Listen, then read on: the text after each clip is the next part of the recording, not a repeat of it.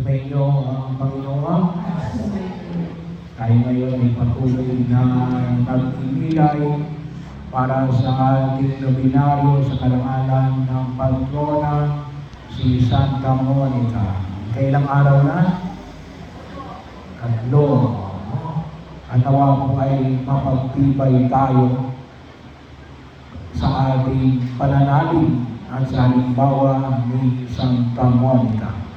At ang Ebanghelyo natin ngayon ay isang Ebanghelyo na tumutukoy sa paghahari ng Diyos katulad ng isang hari na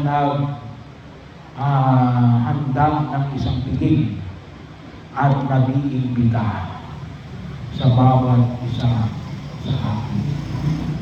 So, ang paghahari ng Diyos ay isang imbitasyon. Kaunti niya mapunari, ito ay isang hari, isang Diyos. At ang paanyaya sa atin niya rin ay isang imbitasyon. Hindi o sa pilitan. Pero pwede gawin yun kasi ikaw ang hari. Pwede kang pilitin.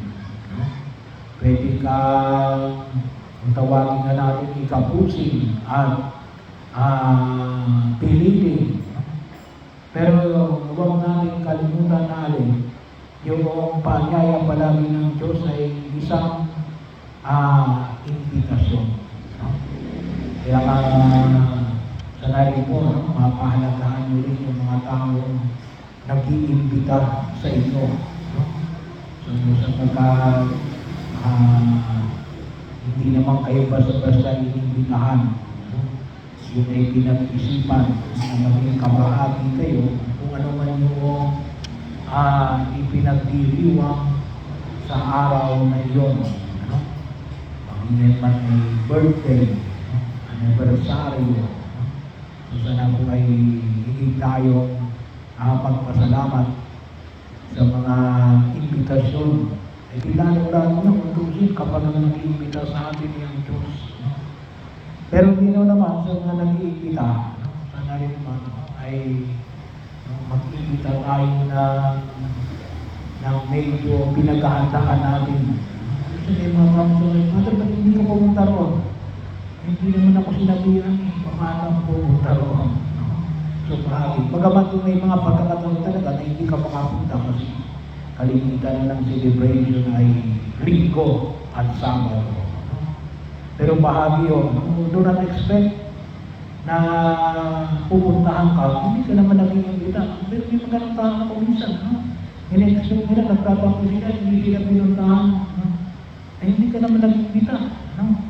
So, bahagi rin yun, bagaman sa siguro sabihin natin na gaano man kayo ka-close, gaano man kayo kadikit. Hindi naman namin pwedeng sabihin na, alam mo na yun.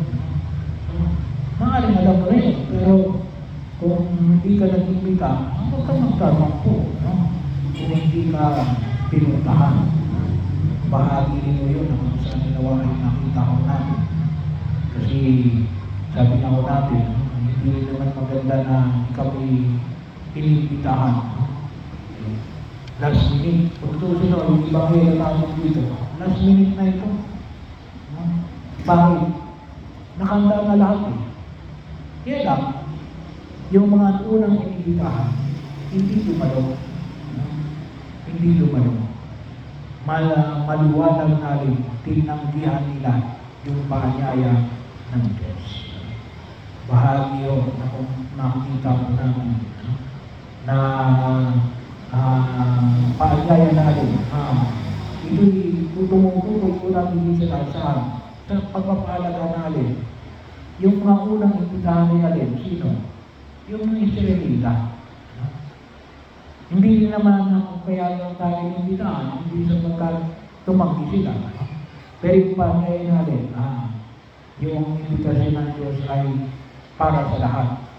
Pero gusto ipamukha ni Jesus, lalong-lalo na sa mga Israelita, kasi ito yung kanyang kausap, na binigyan kayo ng pagpapahalaga ng Diyos. Kaya kayo ang unang inimbitahan. No? Kaya lamang ay tinanggihan nila yung imbitasyon ng Diyos. At kung yung makinaw natin, yun ay bahagi yun ng historya na matatagpuan natin sa banal na kasulatan. Lalo-lalo na hanggang sa pagdating ng ating Panginoong Hesus Kristo. At sabi nga ho natin dito, yung isang hamon din dito yan, yung hindi nakadaming pagkasal. Hindi nakadaming pagkasal. Sabi nga ho natin, alam nyo kasi sa tawagin natin yung lugar na tawag natin ay Middle East. Pero sa ibang lugar ang tawag nila natin ay bahagi ito ng alin ng Asia. Pagkakataon na yung lugar ng Israel ay nakasanayan doon ng alin na kapag inibitahan ka, lalong-lalo na ng mga hari ng panahon na Jesus, ay binibigyan kami ng damit.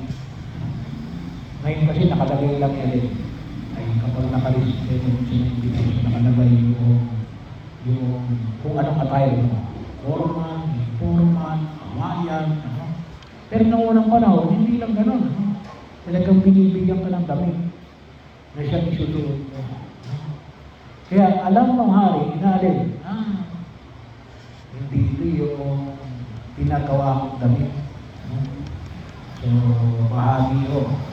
Kaya, ano yung impact noon? Pagkakataon na maaaring hindi siya, hindi niya sinuot yung bigay ng hari or baka mamaya espiya, hindi nagaroon, espiya ng ibang kaharian. Ibig sabihin talagang hindi ka kabilang sa pinagkaharian ng hari. Kayo ng bahagi yun. So ano yung hamon na pinamamani ko sa amin?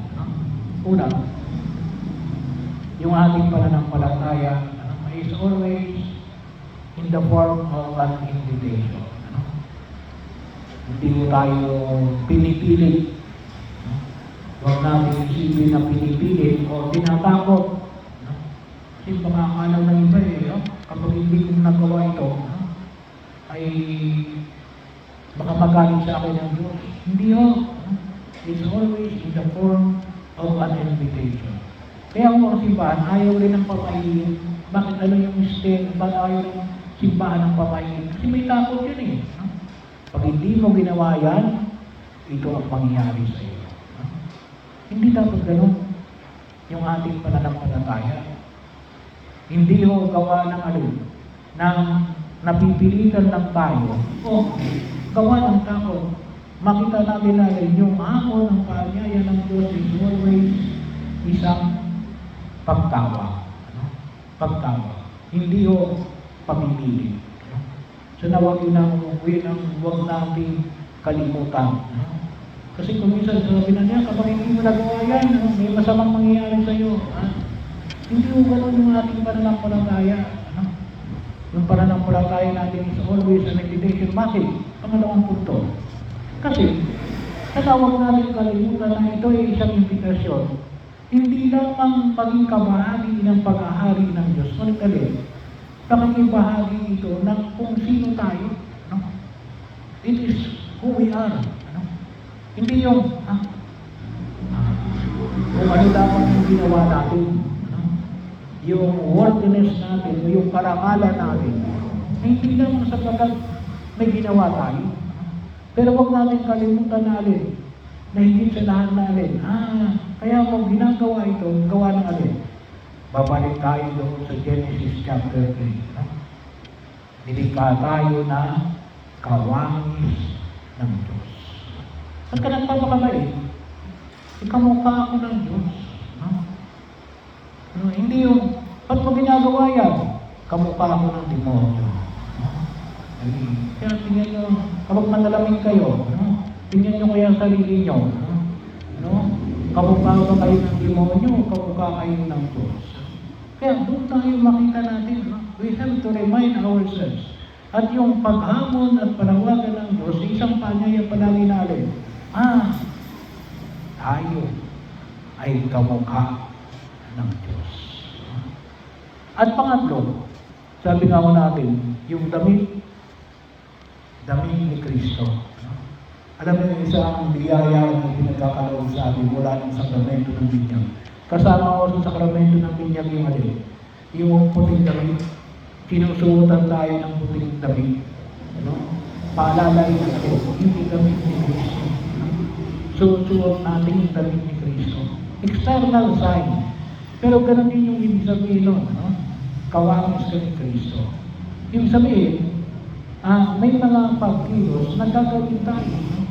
Na magpapakita natin, talagang kawangis tayo ni Kristo.